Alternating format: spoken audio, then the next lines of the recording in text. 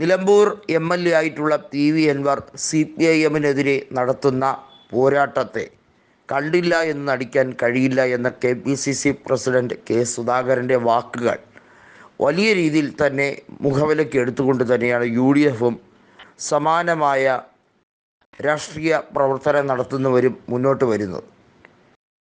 കൃത്യമായി PV അൻവർ പറഞ്ഞിരിക്കുന്നത് പിണറായി വിജയൻ്റെ ഓഫീസ് എത്രത്തോളം അഴിമതിയിൽ മുങ്ങിക്കുളിച്ചിരിക്കുന്നു എന്നതും മുഖ്യമന്ത്രിയുടെ പൊളിറ്റിക്കൽ സെക്രട്ടറി ആയിട്ടുള്ള P. ശശിയും അതുപോലെ തന്നെ ADGP അജിത് കുമാറും ഒക്കെ എത്രത്തോളം കറപ്റ്റഡാണ് എന്നുള്ളതിൻ്റെ കാര്യം കൃത്യമായി ജനങ്ങളിലേക്ക് വിശദീകരിക്കുകയാണ്.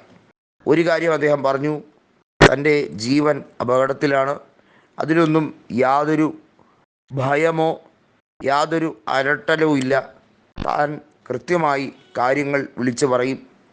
എന്നാൽ CPIM പറയുന്നത്, പ്രത്യേകിച്ചും അതിൻ്റെ സംസ്ഥാന സെക്രട്ടറി ആയിട്ടുള്ള MV ഗോവിന്ദൻ പറയുന്നത്, PV അൻവർ എതിരാളികളുടെ കയ്യിലെ ചട്ടുകമായി മാറിക്കഴിഞ്ഞിരിക്കുന്നു, അദ്ദേഹവുമായി CPIM-ന് യാതൊരു ബന്ധവും ഇല്ല, എല്ലാ ബന്ധവും അവസാനിച്ചിരിക്കുന്നു എന്ന രീതിയിലൊക്കെയാണ്. വാസ്തവത്തിൽ PV അൻവർ ഇടതുപക്ഷ സ്വതന്ത്രൻ മാത്രമാണ്. മുൻകാലത്ത് കോൺഗ്രസ്സിലൂടെ വന്ന് പിന്നീട് ഇടതുപക്ഷത്തേക്ക് ചേക്കേറിയ വ്യക്തി. അത് പിണറായി വിജയന് നന്നായി അറിയാം. അതുകൊണ്ടാണ് പിണറായി വിജയൻ പലപ്പോഴായി പറഞ്ഞത് അൻവറിന് കോൺഗ്രസിൻ്റെ സ്വരമാണ് പലപ്പോഴും എന്നുള്ളത്. എന്നാൽ പിണറായി വിജയൻ കാണിക്കുന്ന എല്ലാ രാഷ്ട്രീയ നെറുകേടിനും കൂട്ടി നിൽക്കാൻ അൻവറിന് സൗകര്യമില്ല എന്നുള്ളതാണ് അവിടുത്തെ യാഥാർത്ഥ്യം.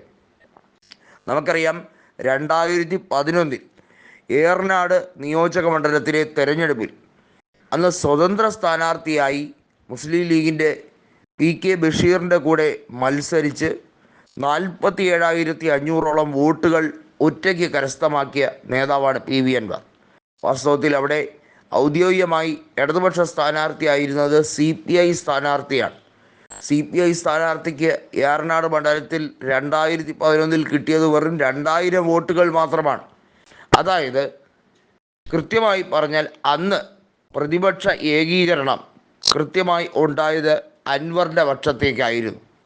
ഇപ്പോഴും അൻവറിന് നിലമ്പൂരിൽ വലിയ സ്വാധീനമുണ്ട് എന്നുള്ളതിൽ യാതൊരു തർക്കവുമില്ല. അതിൻ്റെ ഏറ്റവും മികച്ച ഉദാഹരണങ്ങളിൽ ഒന്നാണ് അദ്ദേഹം പറഞ്ഞത്, ഞാൻ സ്വതന്ത്രനായി നിന്നാലും മത്സരിക്കും, അതിന് പിണറായി സീറ്റ് തരേണ്ട ഔദാര്യമൊന്നും കാണിക്കേണ്ട എന്നത്. അതുകൊണ്ട് തന്നെയാണ് അൻവറിനെ അവിടുത്തെ ജനങ്ങൾ വലിയ രീതിയിൽ കാര്യമായി ഏറ്റെടുത്തിരിക്കുന്നത്. അവിടുത്തെ നിരവധിയായ ഗ്രാമപഞ്ചായത്തുകളും അവിടുത്തെ ഡിവിഷനുകളിലും ഒക്കെ വലിയ രീതിയിൽ സ്വാധീനം ചെലുത്താൻ PV അൻവറിന് കഴിയും എന്നുള്ളതിന് യാതൊരു തർക്കവുമില്ല. സ്വന്തമായി പാർട്ടി രൂപീകരിക്കുന്നതുമായി ബന്ധപ്പെട്ട കാര്യത്തിലും ഒക്കെ അൻവർ എന്ത് തീരുമാനമെടുക്കും എന്നതനുസരിച്ചിരിക്കും കാര്യങ്ങൾ. പക്ഷെ ഒരു കാര്യമുണ്ട്, അൻവർ പറഞ്ഞ കാര്യം വളരെ വാസ്തവമാണ്. അതായത് എൻ്റെ ഒപ്പം ആളുകളുണ്ടെങ്കിൽ ഞാൻ തീർച്ചയായും അവരെ ഒപ്പം കൂട്ടി പാർട്ടി രൂപീകരിക്കുകയോ അല്ലെങ്കിൽ ഉചിതമായ തീരുമാനമെടുക്കുകയോ ചെയ്യും. PV അൻവർ കോൺഗ്രസ്സിലേക്ക് പോകുമോ എന്ന നിരവധിയായ ചോദ്യങ്ങളുണ്ട്. പക്ഷേ ആ ചോദ്യങ്ങൾക്ക് കൃത്യമായ മറുപടി അദ്ദേഹം കൊടുത്തിട്ടില്ല. അത് ഏത് രീതിയിലാണോ പറയുന്നത് അപ്പോൾ പ്രതികരിക്കാം എന്ന് തന്നെയാണ് കോൺഗ്രസ് നേതൃത്വം ഈ കാര്യത്തെക്കുറിച്ച് പറയുന്നത്.